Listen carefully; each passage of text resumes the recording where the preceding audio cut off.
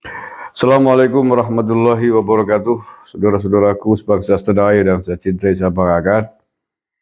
Bertemu lagi dengan saya, Gusmar dari lereng Gunung Slamet di Banyumas, Jawa Tengah. Hari ini hari Senin ya, Senin dini hari. Saya ambil video ini jam 02 dini hari. Video ini masih terkait dengan Rahma Sarita.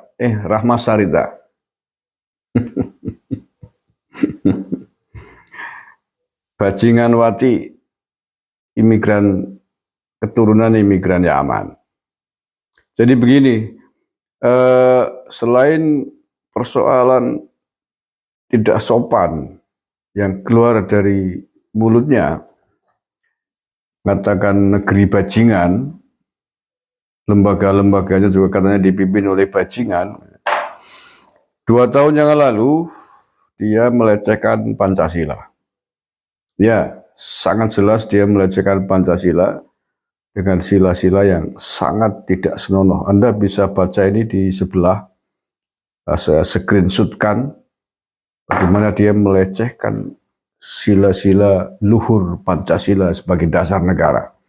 Menurut saya dia tidak bisa berkilah bahwa itu bukan dasar negara kita, karena dia memakai diksi, memakai kosakata Pancasila.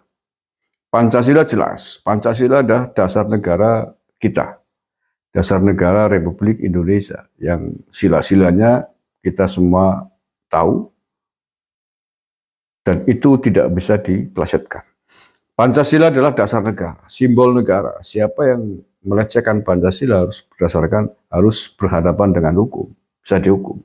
Simbol-simbol negara, lambang negara, bendera negara itu adalah hal-hal yang sangat sakral dan dilindungi oleh undang-undang. Maka siapapun berani merubah ini, melecehkan ini, menghina ini, semestinya dia harus dihukum. Ada pasalnya itu. Silakan dicari sendiri pasal tentang bagaimana hukumnya, sanksinya menghina simbol-simbol negara, dasar negara, bendera negara, lambang negara. Maka karena dia mengulangi kesalahan yang bukan sama, tapi sama penghinaan terhadap negara, maka menurut saya layak untuk diungkap kembali, layak polisi untuk menyelidiki hal ini. Ya, karena kalau dibiarkan ini dia ke depan bisa mengulangi hal yang sama, pelecehannya terhadap bangsa dan negara. Maka saya sepakat bahwa kasus lama yang terjadi tahun 2020 ini, dia melecehkan Pancasila, dikatakan sebagai Pancasila negeri Wakanda dengan sila-sila yang berubah semuanya, sila-sila yang menurut saya adalah pelecehan kepada bangsa negara ini tidak bisa didiamkan, dan menurut saya ini tidak perlu delik aduan. Mengapa? Karena yang dilecehkan adalah simbol negara. Yang dilecehkan adalah lambang negara, dasar negara kita. Maka tinggal mau atau tidak ini aparat kepolisian untuk menangani ini, untuk menindaklanjuti ini. Ini menurut saya adalah menggali lubang kubur sendiri. Mestinya hal yang lama yang sudah terkubur, sudah dilupakan banyak orang, tapi gara-gara dia membuat persoalan baru, mengatakan negeri bajingan dan lain sebagainya, maka menurut saya ini perlu diungkap kembali, dan menurut saya bobot hukumnya, penghinaannya masih lebih jelas deliknya yang tahun 2020 ini tentang penghinaannya kepada Pancasila, karena dia menyebut Pancasila ini. Kalau ini memang yang baru terjadi tentang penyebutan negeri bajingan, ini memang dia tidak menyebutkan Indonesia, mungkin masih bisa berkilah. Walaupun secara tersirat orang semua tahu yang dimaksud adalah ya Indonesia. Tapi dia secara hukum bisa berkilah. Tapi tentang Pancasila negeri Wakanda, dengan sila-sila yang dirubah itu, menurut saya adalah pelecehan. Menurut saya adalah penghinaan dasar negara. Dan untuk itu, saya mendorong kepolisian untuk mengungkap kembali. Dan kita harus ingat, harus tahu bahwa gara-gara dia membuat sila-sila Pancasila dengan pelecehannya itu, dia kemudian dipecat dari jabatannya sebagai asisten salah satu anggota MPR kita. Artinya apa? Karena itu kesalahan. Malu anggota MPR yang mempekerjakan Rahma Sarawita ini.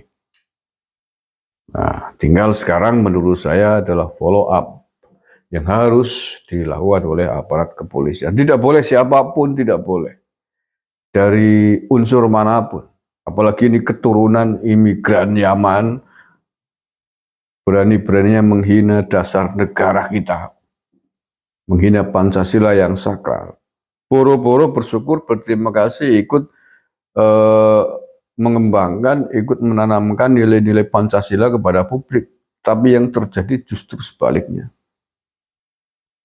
Menghinakan dasar negara kita. Ini nggak bisa dibiarkan. Maka kalau tadi saya melihat ada vlognya Putri Mojopahit dari Jawa Timur, YouTuber yang cantik.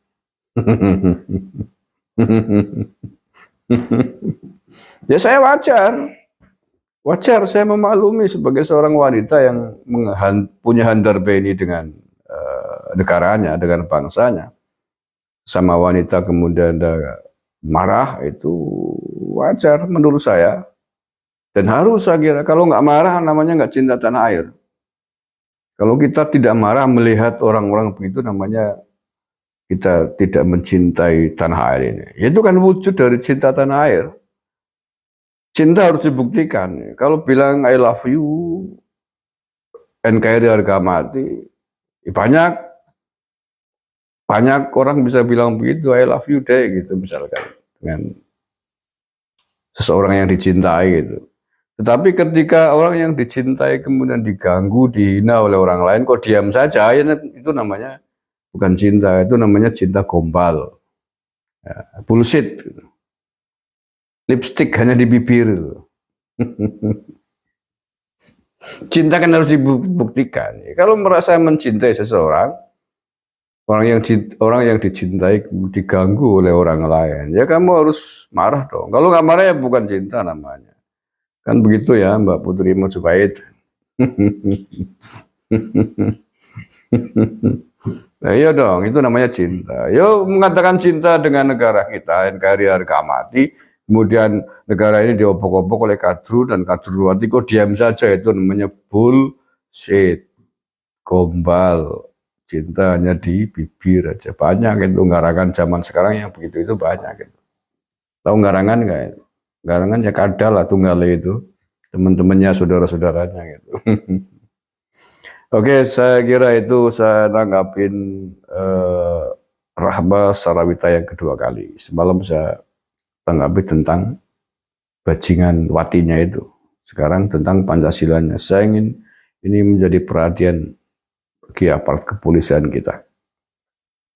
Agar ada efek jerah, agar tidak ada lagi orang-orang model Rahma Sarawita ini yang apalagi keturunan imigran Yaman, berani-beraninya menghina prinsip-prinsip dasar negara, prinsip-prinsip tentang negara ini. Terima kasih, kurang lebihnya mohon maaf. Bila taufik walhidayah wa ridwan. Assalamualaikum warahmatullahi wabarakatuh. NKRI harga mati.